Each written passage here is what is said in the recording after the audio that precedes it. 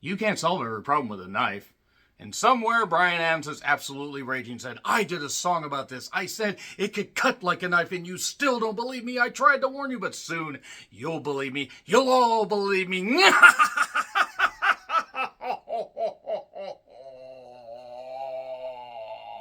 Trigger Warren's a Netflix original directed by Moya Surya. This is her first English directorial credit, but she has done films in the past. Check out her IMDb page for the full list of her work. This stars Jessica Alba as Parker, a Special Forces commando. Stop laughing, this is serious. Jessica Alba is absolutely believable as an action star.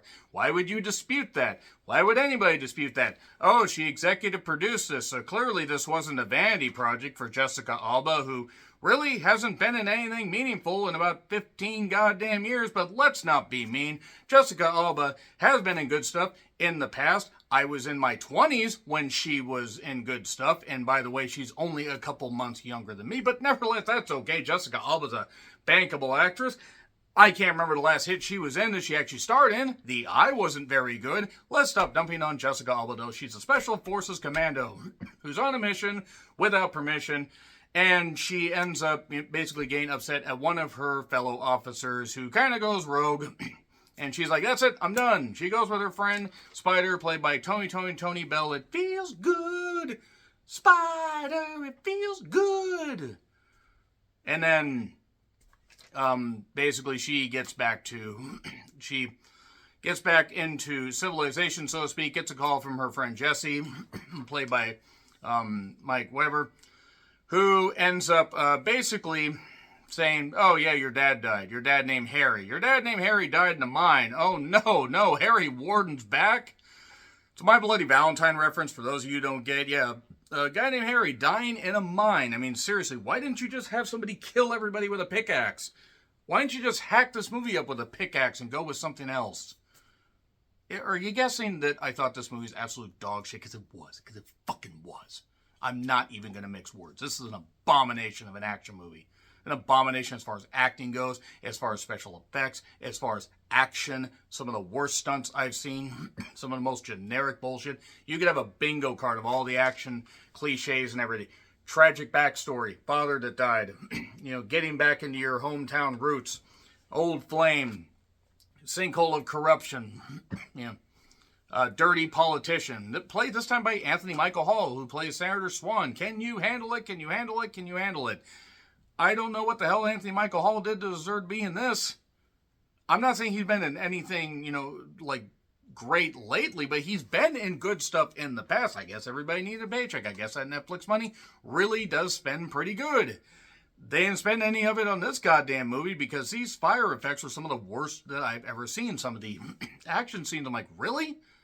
Is this movie made by AI? Speaking of AI, I think that actually the three writers were just branded with this like the Scarlet Letter, but it was actually written by AI. So the three writers, Josh Olson, A History of Violence and Other Projects, Haley Wegren Gross, like Gross Net, but somebody else did the net. She did television in Last of Us Part 2. You have Josh Brancato, who did The Net, The Game, T3, and Surrogate.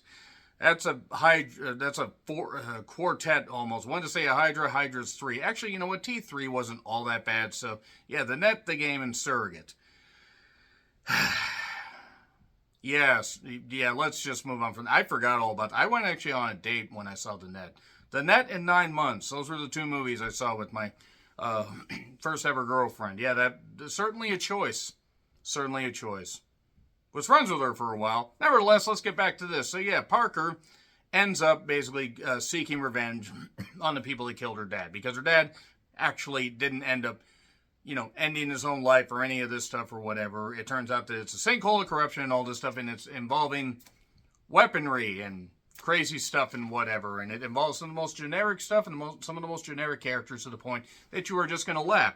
You're going to laugh to avoid crying or smacking your head so goddamn hard into the wall or possibly into a pane glass window. And actually, smashing your head into a window would hurt a lot less than watching Trigger Warning. This movie should have come with a goddamn trigger warning. As in, this is going to trigger some anger, some rage, some, massive, anger and just all kinds of feelings. And just like, this is what the future of movies is going to be, my God, movies just might as well just fold up if that's going to be the case. I have seen some dog shit this year, and this is really, really bad. You had Harry, by the way, was played by Alejandro de Hoyo Samoa. That's a deep cut for wrestling fans. And, yeah, there were other characters. There's a guy named Elvis, not Elvis the Pelvis or his brother Enos the Penis. That is a really, really old reference. And there's also a character named Mikey. Mikey, he likes it, who's kind of an old flame. And then there's also Spider, played by Tony Bell. And, yeah, Parker really doesn't get put in a whole lot of danger. And even when she does, she easily kicks out of it. Just nips up because we can't bother to have anything other than horrible cliches just beaten over the head of the goddamn viewer until they suffer CTE. Not as much CTE as everybody involved in Trigger Warning had. At least I assume. Because I don't know how the hell you make this movie on any kind of goddamn, level-headed, playing field. I don't understand how anybody with any kind of pure air coursing through their lungs or any kind of pure blood pulsating, any kind of circulation in your body. If your body is functional, how in the world do you think the trigger warning, especially in this state, is a good idea? Paralyzingly dull, cliched, bullshit, every goddamn amalgamation of action cliches, Human Centipede together and presented in an amalgamation of just shit shake. So I'm going to get into spoilers. It's on Netflix if you want to check it out. That's all I got to say. 3, 2, 1, spoilers. So, Parker, her driver, gets shot while they're on this desert run straight out of the Wages of Fear. Somehow this was worse than the Wages of Fear remake. Good job. Good job, Trigger Warning. You managed to outpace the Wages of Fear. Jessie tells her dad died. She does a whole bunch of ridiculous stuff, to get, once she gets back there, she looks at the bar, she goes through all these reflections, and she goes into this cave that her dad actually had as his man cave, literally his man cave. Fortunately, there were flashbacks because they did stuff in this cave, like measure how old she is and how tall she is and all that stuff. And oh, it's so sweet. And look, there might have been germs of good ideas here, except everything is so hackneyed and horrible. Absolutely horrible. Jessica Alba is sleepwalking through this, which actually does summarize quite a few of her roles, if we're being honest. She stops some guys from doing some robberies at a general store. One guy gets a motherfucking chainsaw, and oh, come and get it. And then another guy has a machine gun. She easily dispatches all of them, and then continues to do more shit. There was a security camera footage filing system that the dad had, where he kept a bunch of stuff, and there were cameras outside the goddamn bar that actually filmed some stuff. Also had some home movies that we see a little bit later on. It was filmed in Santa Fe, New Mexico, but was known as Creation, New Mexico, not Perfection, Arizona, or Perfection, Nevada. I actually have not seen Tremors in a while. I don't remember. I think it's Perfection something. I'm going to have to retro review Tremors at some point. One of the 6 Tremor movies that they did. Why did they do 6? Genuine question. Why did they do 6?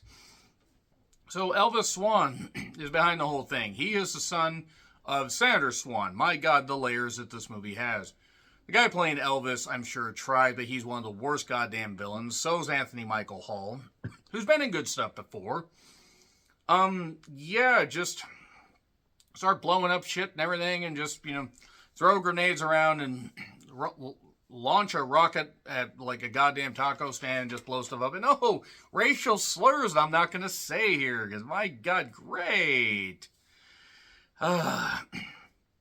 And why is all this going on? Why is this movie happening? Like, why? What did anybody do to deserve to be involved in, or have to be plunked down to watch Trigger Warning? I do not understand how anybody could give this any kind of passing grade. If you can, great. I'm not going to fault you guys one bit, but good grief. There was a lizard, by the way, that Mikey was trying to feed that apparently lives at the goddamn bar. So after popping Elvis's tires, Parker, that is, one of the guys goes and sets the bar on fire. Fortunately, it's so close that he could basically just run there. I guess everything in New Mexico, you could just run and you could just find a bar and burn it down. It's fine. The fire effects are terrible. The lizard escapes, seemingly. We actually don't see it again. Shame, because it was the most fleshed out character in this movie. And Jesse's in on the whole thing. Why? Because plot convenience. And then she gets tied up and punched repeatedly or whatever. You know, I've seen websites like this, but always delete your search history. She manages to escape. Jesse sort of, kind of helps her. She shoots Senator Anthony Michael Hall. Senator Hall just sounds better to say that. It sounds like, Senator Scott Hall. Could you imagine Scott Hall as a senator? And it's like, survey says one more for the good guys. And then he just throws a toothpick in his candidate's face. Or his, his, the guy that's running against him. Nevertheless, it's astonishing how inept this is. Everything about this is just so terrible. She just ends up just doing random stuff. She ends up escaping. She does end up crashing because she is, suffering from shock, beat up, and all that stuff. Is rescued by Mikey and his mother after a guy, Roberto, I think was the name. A guy just happens to be going by landscaping in the desert. I guess you need to do that, kinda. And she has to recover. One guy that happens to be named Mo that doesn't have any drink called Flaming Mo's, more in the pity, gets some weapons. They go on a goddamn, vigilante mission. Spider shows up because he had all these files and he was going to show up and talk to her. He ends up getting beaten up, rescued quickly, uses a rocket launcher when they're in the goddamn mines, and ends up blowing himself up, burying himself. Good job there, you dumb shit. And then she goes off on her own. It's daytime by the time they get to this military base. Oh, yes, and Elvis and crew were funneling these weapons that were on this list, funneling these weapons from the base through the tunnels, through the caves, and selling them to the highest bidder. Somebody that was on the American tourist list. I'm going to be careful saying the name right there. Or saying the word. And then, more shit just happens, and she gets in an argument with Harry. After killing everybody, including Elvis, she gets in an argument with Harry. He has the pin pulled, and there you go. There you go. Everything's going to blow up. Every little thing is going to blow up all night. Tries to talk him down, doesn't. He blows himself up. And, then everything's fine. Everything's totally fine. Her and Spider take off. They get gas. They don't pay for it. Or at least we don't see them pay for it. And, they just take off and they just go. Please do not do Trigger Warning 2 Electric. How the fuck do we make a sequel to this Boogaloo? That would be wordy. It would also be sweary.